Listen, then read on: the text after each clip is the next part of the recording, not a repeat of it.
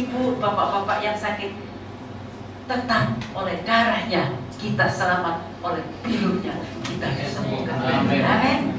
Lalu kemudian sakit kembali. Lalu sementara itu saya tiduran. Sementara tiduran, Pastor apa? Bu, ada orang puasa kegelapan minta didoakan. Saya mas aku diri ya gelap. Motor petang. Jam berapa itu jam 2 jam 2 betul-betul datang. Kepala sakit seperti mau pecah, saudara-saudara. Lalu sampai di sana ketemu suami istri yang ya berdukun-dukunan ini, saudara-saudara. Tukaran perkara dukun pokoknya. Lalu akhirnya yang satu bilang kata dipelet, yang satu dijilat sembuh pokoknya. Semua tukar orang dua, pokoknya mau cerai dua-dua. Saya cuma kata, lalu singkat cerita kami ngomong-ngomong, mau damai, mau dan berpelukan mereka di muka saya, ya suaminya mencium istrinya saling mengampuni dan sekarang buang itu semua dan saya mulai tekin dalam nama Yesus. Suaraku kayak beledek, saudara-saudara. Begitu tekin dalam nama Yesus, aku dewi sih waras. Puji Tuhan. Sampai sekarang ya saya nggak cepat-cepat lagi. Ya itu tadi, terus CT scan itu tadi. Setelah dari menengking itu CT scan itu, dokternya, ibu ini pernah stroke. Kapan ya dokter? Ya nggak tahu, masa ibu nggak tahu? Oh nggak tahu, ya nggak tahu. Lebih baik saya nggak tahu. Ya, cuma saya tahu biru Yesus masih hidup. Amin. Puji Tuhan. Akhirnya kita melihat bagaimana waktu setelah 40 hari Yesus naik ke surga dan Roh Kudus turun. Ini merupakan anugerah bagi kita sampai hari ini. Jangan hilangkan anugerah itu sampai hari ini. Saya mau tanya Bapak Ibu, saudara-saudara, jangan lihat kiri, jangan lihat kanan. Siapa yang yakin dia sudah selamat? Angkat tangan saudara. Amin. Kerjakan keselamatanmu dengan takut dan gentar. Amin. Di dalam Filipi pasal 2 ayat 12 itu, saudara-saudara taat dan kerjakan keselamatan dengan takut dan gentar. Sebab apa? Sebab kalau kita tidak hati-hati, ya kalau memang masih kita ketututan, ya saudara-saudaraku, bisa masuk di zaman ini repot, saudara-saudara. Sebab rohnya sudah ada. Aka ini hati Kristus. Kalau nggak hati-hati kita, sebab kita tidak tahu, tapi roh si Dajjal itu sudah mulai ada. Sudah pernah tahu, pasti sudah tahu bahwa sekarang roh yang anti Yesus sudah makin nyata. Amin. Amin. Bahwa roh yang anti kepada gereja sudah makin nyata, sudah tahu. Ini titik-titik penting buat kita. Dalam anugerah ini adalah Roh Kudus yang memimpin kita. Jangan sepelekan pekerjaan Roh Allah ini. Sebab semua nubuat ini sudah digenapi. Lahirnya, matinya, kebangkitannya, Roh Kudus ini akan turun. Tuhan Yesus katakan, kau tidak akan piatu. Nanti ada roh penghibur itu yang akan turun, ya kan? Dalam kitab Yohanes itu nubuatan yang sudah dipenuhi. Tetapi ini yang sementara kita tunggu, yaitu kedatangan Kristus di awan yang permai. Kedatangan Kristus di bumi satu kali dan nanti menginjakkan kaki di bumi 2 kali. Tetapi kedatangan ini adalah kedatangan di awan yang permai. Dia tidak injakan kakinya di bumi. Dia menunggu kita di awan yang permai. Kita ini adalah entah dia sudah mati, kita mati, ataupun kita masih hidup. Kalau kita hidup betul, maka kita menjadi jemaat sulung. Jemaat anak sulung. Ini jas. Dan Roh Kudus akan diangkat dari bumi menyertai anak sulung ini. Baca di dalam Tesalonika. Jelas sekali ya Bapak Ibu, saudara-saudara. 1 Tesalonika 4 ayat 16 dan 17.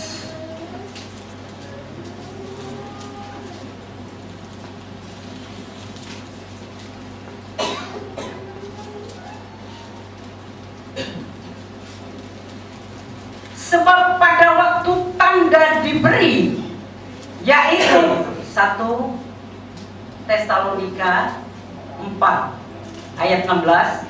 Sebab pada waktu tanda diberi, yaitu pada waktu penghulu malaikat berseru dan sangkakala Allah berbunyi, maka Tuhan sendiri akan turun dari surga, dan mereka yang mati dalam Kristus akan lebih dahulu bangkit. Sesudah itu kita yang hidup masih tinggal akan diangkat bersama-sama dengan mereka dalam awan menyongsong Tuhan di angkasa.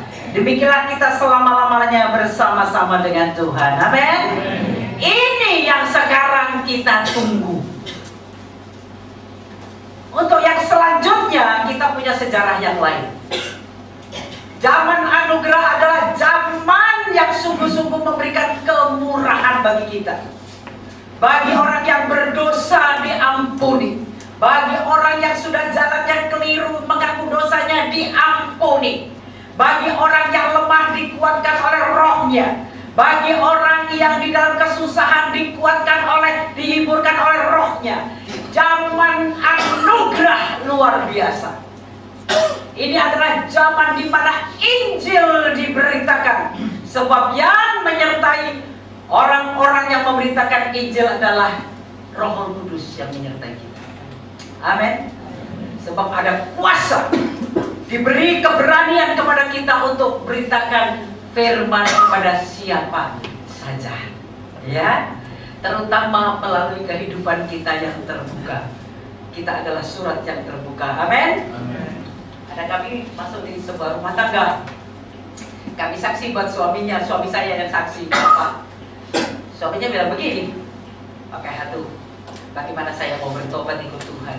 Dia punya kelakuan saja nyebelin. Istrinya sendiri, saudara-saudara. Kadang-kadang saya bilang kepada istri-istri, bukan kita berkhotbah kepada suami, tapi mengubah kelakuan kita di hadapan suami. Amin. Bapak-bapak juga begitu, ya. Begitu juga sebaliknya. Sebab kita ini surat yang terbuka.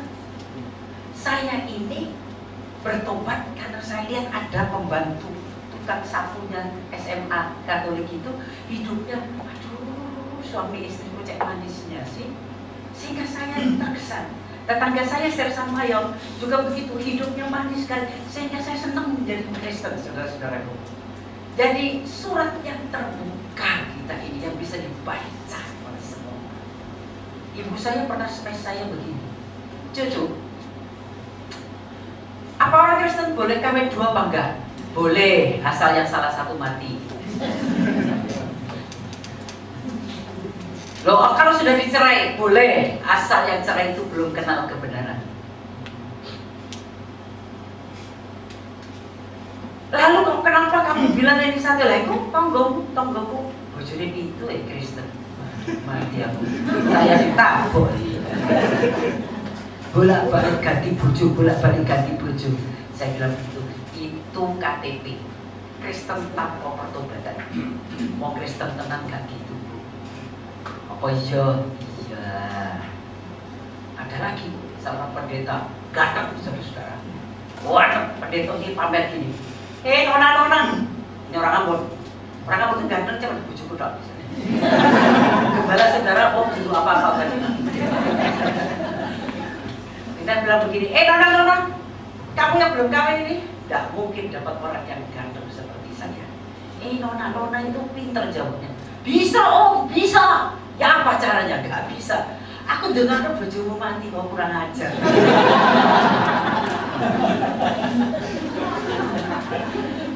Ya saudara-saudara, puji Tuhan. Intermezzo 1 Tesalonika 4 ayat 16-17 jelas. Ketika Tuhan Yesus datang di awan yang permai, dia akan menjadi magnet, menarik orang yang sudah mati. Kubur akan terbuka ketika sangkakala berbunyi, dan diubahkan orang yang mati itu dengan tubuh kemuliaan. Dia naik bersama dengan Roh Kudus ini, naik untuk menyongsong kedatangan Tuhan. Dan yang kita hidup ini ada ayatnya, yang 2 orang, 1 di tempat tidur, 1